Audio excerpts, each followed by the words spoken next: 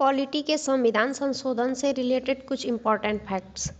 संविधान संशोधन विधेयक किसी मंत्री या निजी संसद सदस्य द्वारा लाया जा सकता है। इसके लिए राष्ट्रपति की पूर्व अनुमति लेने की आवश्यकता नहीं होती। भारतीय संविधान में फुलटन पद्धति को अपनाया गया, जिसके अनुसार संशोधन की 3 विधियों को स्वीकार किया गया। भारतीय संविधान में संविधान संशोधन का उल्लेख संविधान के भाग 20 और अनुच्छेद 368 के अंतर्गत किया गया है। भारत में संविधान संशोधन विधेयक संसद के किसी भी सदन में प्रस्तुत किया जा सकता है। संविधान संशोधन विधेयक पर सदन की संयुक्त बैठक नहीं होती। 24वें संविधान संशोधन 1971 के बाद यह प्रावधान किया गया है कि राष्ट्रपति संविधान संशोधन विधेयक पर वीटो का प्रयोग नहीं करेंगे और न ही वे इसे पुनर्विचार के लिए वापस करेंगे। सामान्य बहुमत द्वारा संशोधन में अनुच्छेद 368 की प्रक्रिया का पालन नहीं किया जाता है। संशोधन की तीसरी श्रेणी सबसे जटिल है, जिसमें संसद के विशेष बहुमत के अलावा आधे राज्य विधानसभाओं के बहुमत की आवश्यकता है। इसमें पांडिचेरी, पुदुचेरी एवं दिल्ली केंद्र शासित प्रदेश सम्मिलित नहीं है। राज्य विधानसभाओं द्वारा सहमति प्रदान करने के लिए किसी निश्चित समय सीमा का निर्धारण नहीं है। 13 न्यायाधीशों की पीठ द्वारा केशवानंद भारतीवाद 1973 में मूलभूत ढांचे या आधारभूत ढांचे की संकल्पना का निर्माण किया गया। न्यायपालिका ने स्पष्ट कहा कि भारतीय संविधान में संविधान संशोधन तथा संविधान के पूर्ण परिवर्तन के बीच कोई अंतर नहीं किया गया है, जैसा कि स्विट्जरलैंड के संविधान में है। इसलिए संविधान के अंतर्गत संसद की संशोधनकारी शक्तियां सीमित हैं।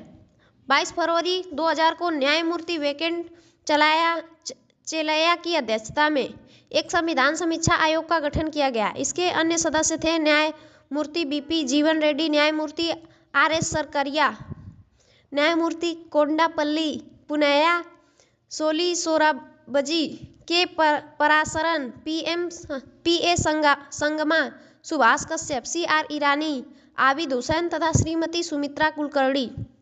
केंद्रीय विधि मंत्रालय के तहत विधायी विभाग के सचिव रघुवीर सिंह को आयोग का सचिव नियुक्त किया गया। अनुसूची। भारतीय संविधान की 7वीं अनुसूची में शक्तियों का विभाजन किया गया है तथा इसके अंतर्गत आने वाले विषयों को संघ सूची, राज्य सूची और समवर्ती सूची में रखा गया है। भारतीय संघ का निर्माण कनाडा के मॉडल के आधार पर किया गया है। इसके लिए भारतीय संघ के लिए यूनियन शब्द का प्रयोग किया जाता है। भारतीय संघवाद में शक्तियां संघ की ओर झुकी हुई हैं। भारत में राज्यों का अपना पृथक संविधान नहीं है, लेकिन जम्मू एवं कश्मीर इसका अपवाद था। भारत में सभी राज्यों एवं संघीय प्रदेशों के नाम संविधान की पहली अनुसूची दिए गए हैं, लेकिन राज्यों या इकाइयों के संदर्भ में सभी के लिए एक व्यवस्था का उल्लेख नहीं है। उदाहरण के लिए 5वीं व 6ठी अनुसूची में सम्मिलित प्रावधान केवल कुछ विशेष क्षेत्रों एवं राज्यों के लिए है।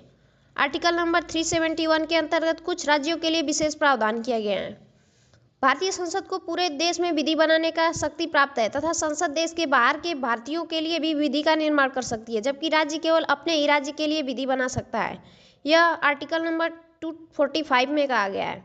संघ सूची में 97 विषय, राज्य सूची में 66 विषय और समवर्ती सूची में 47 विषय दिया गया है। भारतीय संविधान में संसदीय शासन की व्यवस्था है, संसदीय संप्रभुता की नहीं। अवशिष्ट शक्तियां संघ में निहित हैं या अवशिष्ट शक्तियों पर विधि निर्माण की शक्ति संसद को है। आर्टिकल नंबर 248 में कहा गया है।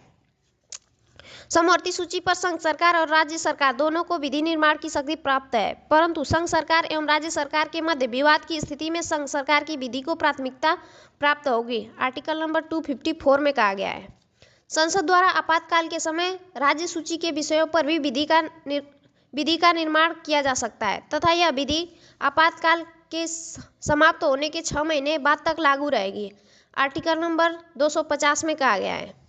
यदि 2 या 2 से अधिक राज्य संघ सरकार से राज्य सूची के विषय पर विधि निर्माण का अनुरोध करे तो संघ सरकार राज्य सूची के विषय पर विधि निर्माण कर सकती है।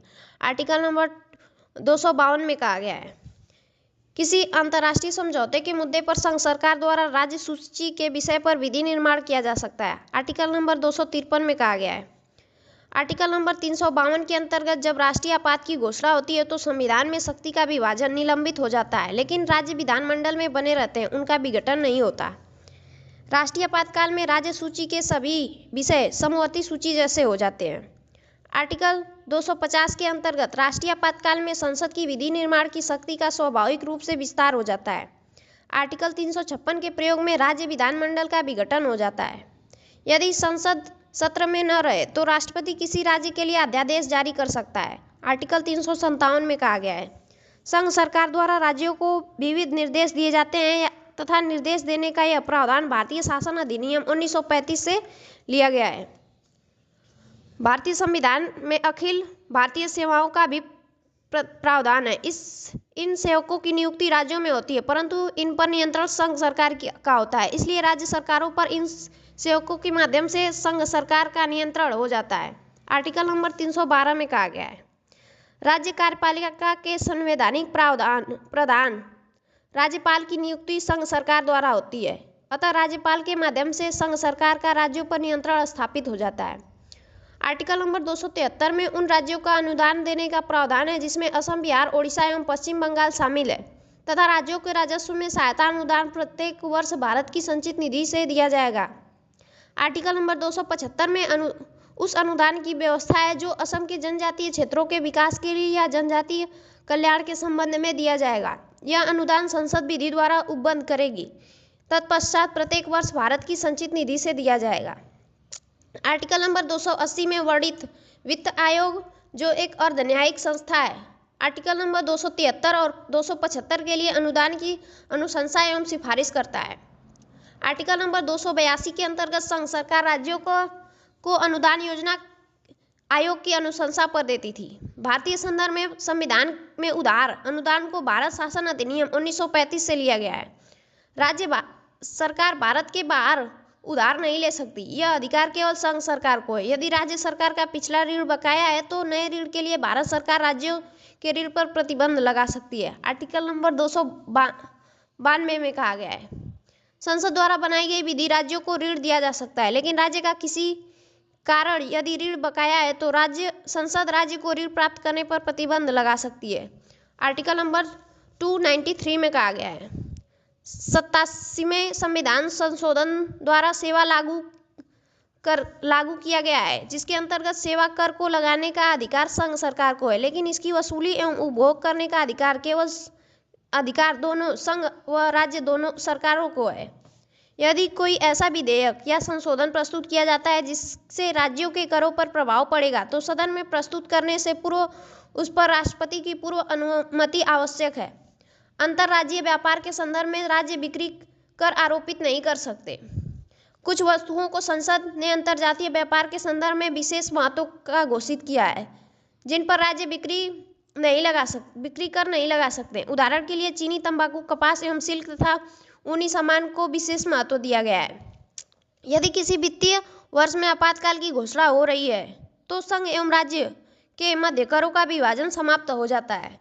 आपातकाल में संघ द्वारा दिए जा रहे अनुदान भी स्थगित किए जा सकते हैं। आर्टिकल 360 के अंतर्गत कुछ वित्तीय सिद्धांतों को पालन करने का निर्देश संघ राज्यों को दे सकता है तथा राज्य सरकारों में सेवा करने वाले व्यक्तियों के वेतन एवं भत्तों में कटौती भी की जा सकती है, जिसमें राज्य के उच्च न्यायालय के न्यायाधीश भी शामिल है। जीएसटी के तहत वस्तुओं एवं सेवाओं पर एक समान कर लगाए जाने का प्रावधान है तथा जहां जीएसटी का प्रावधान नहीं है वहां वस्तुओं एवं सेवाओं पर अलग अलग कर विभिन्न दरों पर लगाए जाते हैं। भारत में जीएसटी का पहली बार उल्लेख वर्ष 2006-07 के बजट में किया गया था। संघ एवं राज्यों के बीच करों के विभाजन एवं वितरण का कार्य वित्त आयोग का है। संघ भारत की संचित निधि से राज्यों को अनुदान का प्रदान करता है। 14वें वित्त आयोग का गठन reserve bank of India RBI के पूर्व गवर्नर डॉक्टर वाई.वी. रेड्डी की अध्यक्षता में किया गया था। अजय नारायण झा को 14वें वित्त आयोग का सचिव नियुक्त किया गया था। इस आयोग का कार्यकाल 1 अप्रैल 2015 से 31 मार्च 2020 तक था। 15वें वित्त आयोग का गठन एन.के. सिंह की अध्यक्षता में किया गया है। इसका कार्यकाल 2020 से 2025 तक है। यह आयोग जीएसटी, मुआवजे, विनिवेश, गैर वैरीय सार्वजनिक उपक्रमों की बिक्री तथा सब्सिडी जैसे मसलों पर अपना सुझाव देगा। भारत की संचित निधि आर्टिकल नंबर 266 में कर से तथा उधार से प्राप्त धन रखा जाता है। इस निधि से पैसा निकालने हेतु संसद से अनुमति लेनी पड़ती है। लोक लेखा निधि अनुच्छेद 266 में लोगों का पैसा जो सरकार के पास है, जैसे इंदिरा विकास पत्र, लोक निधि इत्यादि, राष्ट्रपति के अधीन होता है।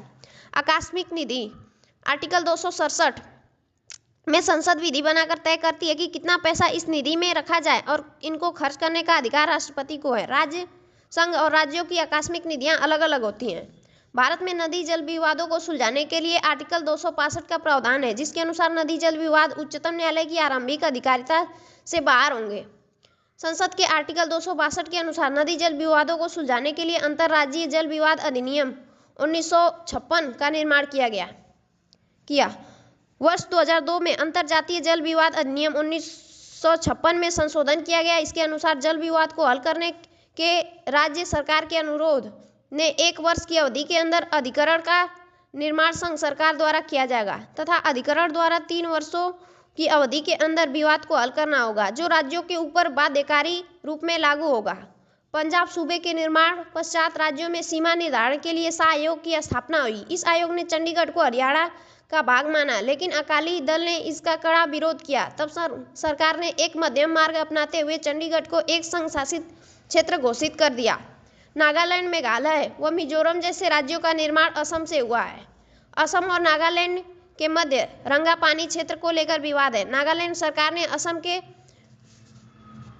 4,973 वर्ग किमी क्षेत्र पर अपना दावा प्रस्तुत किया है। इस विवाद को सुलझाने के लिए वी.के. सुंदरम आयोग की स्थापना की गई। असम और मेघालय के मध्य लंगपी के अतिरिक्त जिंगीराम क्षेत्र पर भी विवाद है।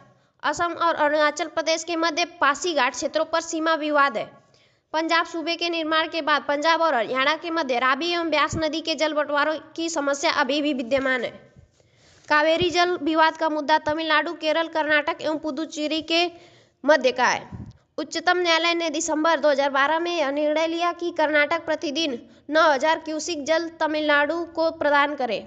नर्मदा नदी के जल विवाद को लेकर गुजरात, मध्य प्रदेश, राजस्थान एवं महाराष्ट्र के मध्य विवाद उत्पन्न हुआ।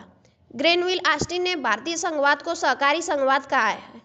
संघ की संपत्ति को राज्य सरकार के करों से छूट होगी यदि संसद ऐसा विधि निर्मित करे। आर्टिकल नंबर 285 में कहा गया है राज्य की संपत्ति को संघ के कराधान से छूट दी गई है। यह आर्टिकल नंबर 289 में कहा गया है। आर्टिकल नंबर 312 में कहा गया है कि अखिल भारतीय सेवाओं का प्रावधान है। भारत में सर्वत्र व्यापार और वाणिज्य का मुक्त प्रसार होगा। आर्टिकल नंबर 301 में कहा गया है। आर्टिकल 307 में एक अंतर्जातीय वाणिज्यिक आयोग की स्थापना का प्रावधान है। नीति आयोग में केंद्र सरकार के साथ ही राज्यों और विशेषज्ञों की भी भूमिका होगी। नीति आयोग में राज्यों की भूमिका बढ़ाई जाएगी ताकि उनके हितों के अनुसार योजना में फेरबदल किया जा सके। नीति आयोग के अध्यक्ष स्वयं प्रधानमंत्री होंगे। इस संस्था में कुछ कैबिनेट मंत्रियों एवं कुछ राज्यों के मुख्यमंत्रियों और अलग अलग विषयों के विशेषज्ञ शामिल होंगे। राष्ट्रीय विकास परिषद की स्थापना 1952 में एक कार्यपालिकीय निर्णय द्वारा हुई। यह न तो संवैधानिक है और न ही संवैधानिक संस्था। राष्ट्रीय विकास परिषद का मुखिया प्रधानमंत्री होता था। पूर्वोत्तर परिषद में अब सभी 8 पूर्व राज्य सम्मिलित हैं। पूर्वोत्तर परिषद का पदेन अध्यक्ष संघ सरकार का गृह मंत्री होता है। राष्ट्रीय एकता परिषद का विचार 1961 में प्रधानमंत्री नेहरू द्वारा प्रस्तुत किया गया, जिसकी वर्ष 1962 में पहली बैठक हुई। आर्टिकल नंबर 345 के अनुसार राज्य की कोई आधिकारिक भाषा नहीं है, बल्कि राज्य कोई भी भाषा हिंदी स्वीकार कर सकता है। राष्ट्रीय एकीकरण को ध्यान में रखते हुए प्रस्तावना में अखंडता शब्द को 42वें संविधान संशोधन 1976 में जोड़ा गया। आर्टिकल नंबर 370 में जम्मू एवं कश्मीर की स्थिति विशेष है, क्योंकि भाग 6 में वर्णित अन्य राज्यों के लिए लागू होने वाले प्रावधान जम्मू एवं कश्मीर पर लागू नहीं होते। इसलिए अनुच्छेद 370 का उल्लेख संविधान के भाग 21 में है, जिसमें संक्रमणकालीन उपबंधों का उल्लेख है।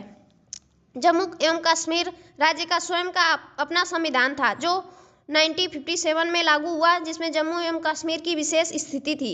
नीति निर्देशक तत्व भी यहाँ लागू नहीं होते। इसलिए आर्टिकल 356 का प्रयोग करके राज्य सरकार की सहमति से ही किया जा सकता है। आर्टिकल 356 में जम्मू एवं कश्मीर में राज्यपाल शासन होता है, क्योंकि संवैधानिक तंत्र की विफलता का आशय जम्मू एवं कश्मीर संविधान की विफलता से है।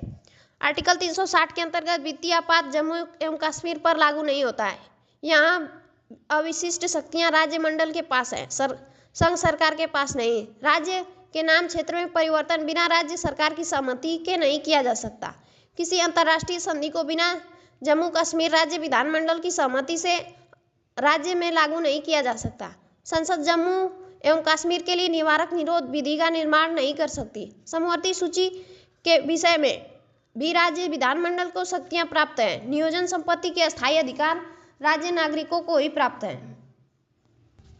संविधान के आर्टिकल 339 में अनुसूचित क्षेत्रों के प्रशासन एवं अनुसूचित जनजातियों के कल्याण के विषय में रिपोर्ट देने के लिए राष्ट्रपति एक आयोग का गठन करेगा, जिसे संविधान के प्रारंभ के 10 वर्षों के पश्चात स्थापित करना आवश्यक होगा। इसके अनुसार 1960 में एक आयोग की स्थापना हुई, जिसके अध्यक्ष UN डेबर थे। अनुसूचित क्षेत्र एवं अनुसूचित जनजाति के प्रशासन के लिए राष्ट्रपति जनजातीय सलाहकार परिषद की स्थापना का निर्देश देगा। जनजातीय सलाहकार परिषद में 20 सदस्य होंगे, जिसमें 3/4 उस राज्य की विधानसभा में अनुसूचित जनजातियों के प्रतिनिधि होंगे।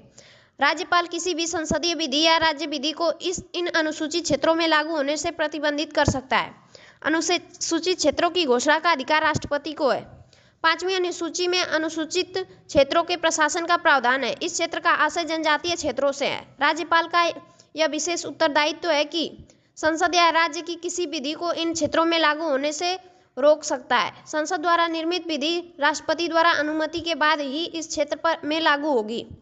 राज्य विधानसभाओं की विधियों को परिवर्तित करने की शक्ति राज्यपाल के पास है। 6ठी अनुसूची में मिजो जनपद परिषद की स्थापना की गई है। 6ठी अनुसूची का भी संशोधन सामान्य बहुमत द्वारा हो सकता है। इसके लिए आर्टिकल 368 में निर्धारित विशेष बहुमत की आवश्यकता नहीं होती। 6ठी अनुसूची में असम, मेघालय, त्रिपुरा एवं मिजोरम राज्यों के जनजातीय क्षेत्रों को रखा गया है। संघ सरकार की विधि या राज्य का कानून राष्ट्रपति या राज्यपाल के निर्देश द्वारा ही क्षेत्रों में लागू होंगे। आर्टिकल 371 में महाराष्ट्र और गुजरात राज्यों के उपबंध में विशेष प्रावधान किया गया है। आर्टिकल 371 का सब क्लास ए में नागालैंड तथा आर्टिकल 371 के सब क्लास बी में असम एवं आर्टिकल 371 के सब क्लास एफ में सिक्किम जैसे राज्यों के लिए विशेष प्रावधान किए गए हैं।